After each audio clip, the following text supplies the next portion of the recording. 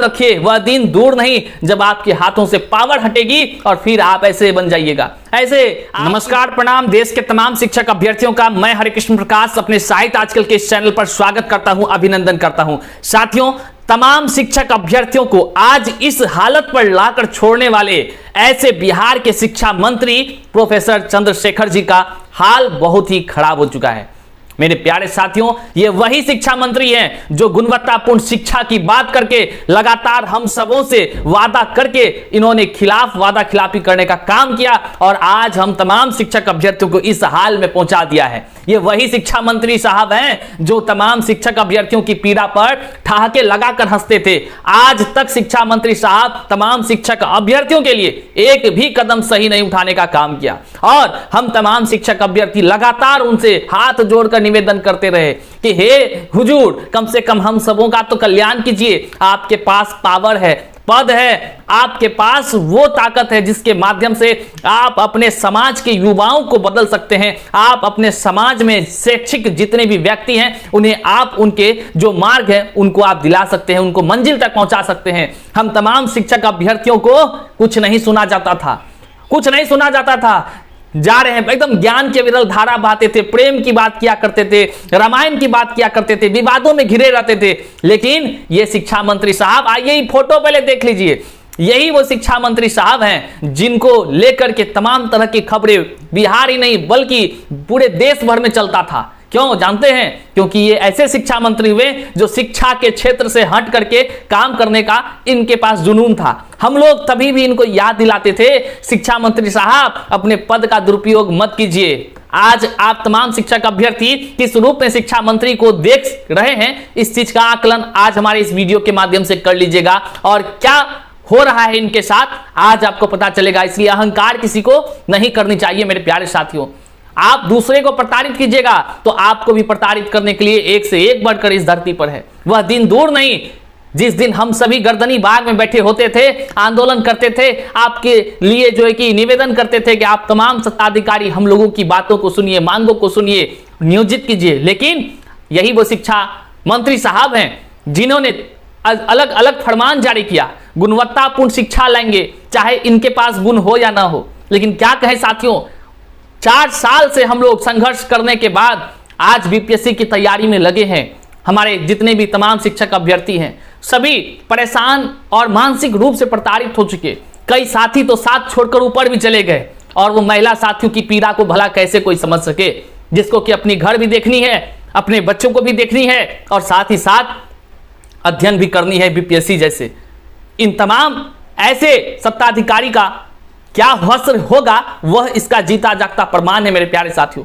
आज शिक्षा मंत्री पर मैं नहीं बोलना चाह रहा था, न ही उनके ऊपर बोलना चाह रहा हूं, लेकिन शिक्षा मंत्री के हाल देख करके आज मुझे आश्चर्यचकित लगा कि यही वो इंसान जिन्होंने हम सबों को इस हालत में पहुंचा दिया और इन सबों का जिम्मेदार यही इंसान आज यह खुद बेबस और लाचार है। आपको मैं विस्तार से जानकारी दे देता हूं और कम ही समय में आपको जानकारी से रूबरू कराने का कोशिश करता हूं, क्योंकि अभी जो भी सत्ताधिकारी इस तरह का कार्य अगर तुगलकी फरमान का करता है तो याद रखिए वह दिन दूर नहीं जब आपके हाथों से पावर हटेगी और फिर आप ऐसे बन जाइएगा। ऐसे आपकी जो जुबान चलती है ना, सर चढ़कर बोलती है, आप झुककर बोलना सीख जाइएगा। इस वीडियो के माध्यम से आप समझ जाइए। हम आपको रूबरू कराते हैं कि शिक्षा मंत्री जी का हाल बेहाल क्यों है। साथियों, आप जानते ही हैं कि शिक्षा मंत्री जी लगातार जो है कि 21 दिनों से अभी तक अपने कार्यालय नहीं गए हैं और जिस दिन से शिक्षा मंत्री कार्यालय नहीं आ रहे हैं तो अब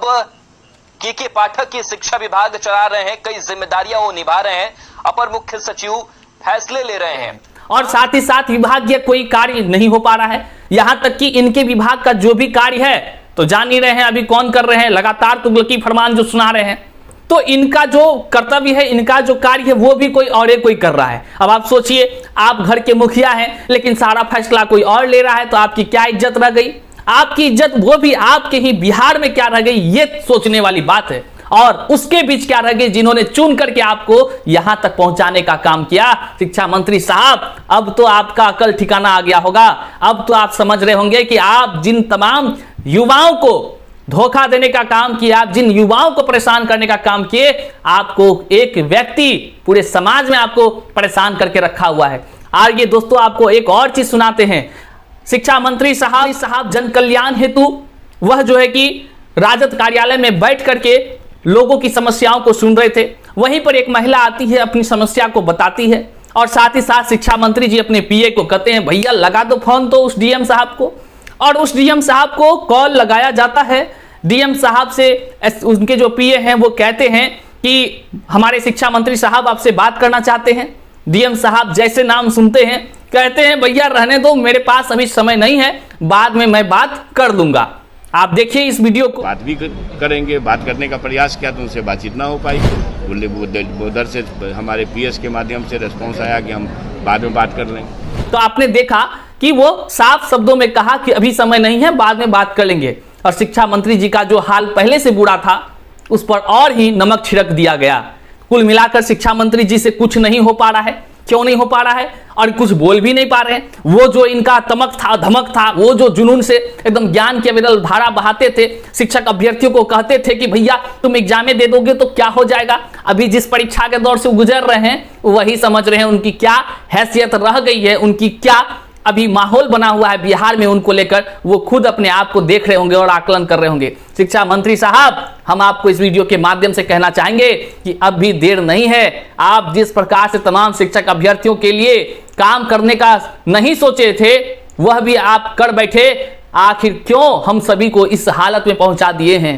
शिक्षा मंत्री साहब, अब तो आपको समझ आ जानी चाहिए कि तमाम युवा शिक्षक अभ्यर्थियों को आप परेशान नहीं करें और कम से कम अपने पद की गरिमा को रखते हुए जिस जनता ने आपको चुनकर अपने पद पर बैठाया है उनके हित के लिए आप कुछ उचित कदम उठाइए। और इस तमाम तुगलकी फरमान, इन तमाम शिक्षक अभ्यर्थियों को जिस प्रकार से परेशान किया जा रहा है, तो आप अपने पद की गरिमा को ध्यान में रखकर कुछ उचित फैसला लीजिए, तभी आपके पद और आपका सम्मान पूरा जनता करेगा। क्योंकि अब आपका भी हालत जो है जिस तरह से किया गया है और आप अब जो बेबस नजर आते हैं वो दिन याद आता है। हम लोगों पर लाठी बरसता था और आप आराम से कहते थे तो जो आंदोलन करने का तो हक है, सब कोई करता है, लेकिन दर्द नहीं होती थी। आज मुझे दर्द हो रही है आपके बेबसी पर, आपके इस लाचारी पर। आपको पद तमाम जनता ने दिया है, हम जनता ने आपको आपके पद पर आसीन किया है। यह नहीं करने कि बैठ करके कहीं से आप जो है कि ऐसे लाचार बेबस होकर के, अरे आपके साथ तो पूरा जनता है ना,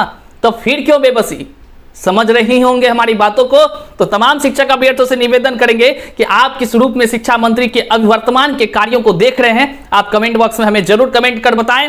और शिक्षक अभ्यर्थियों के आज के इस हाल का जिम्मेदार भी कोई और नहीं, हमारे यही शिक्षा मंत्री साहब और सरकार के तमाम जितने भी सत्ताधिकारी हैं ही। इस बात से कोई नहीं बोल सकता है कि ये लोग नहीं है। और बीपीएससी जैसे परीक्षा को 2 से 3 महीने के अंदर, 3 तो भूल जाइए, 30 तारीख तक अब भी डेट है फॉर्म एडिट करने का। सोचिए कैसे तैयारी लोग करें। बहरहाल आप तैयारी कर रहे होंगे, तैयारी कीजिए, मैं भी कर रहा हूं, देखता हूं कि अब क्या आगे होता है। आज का वीडियो देखने के लिए तहे दिल से आभार व्यक्त करता हूं और शिक्षा मंत्री तक तो इसे जरूर शेयर कर ही दीजिएगा। प्रणाम।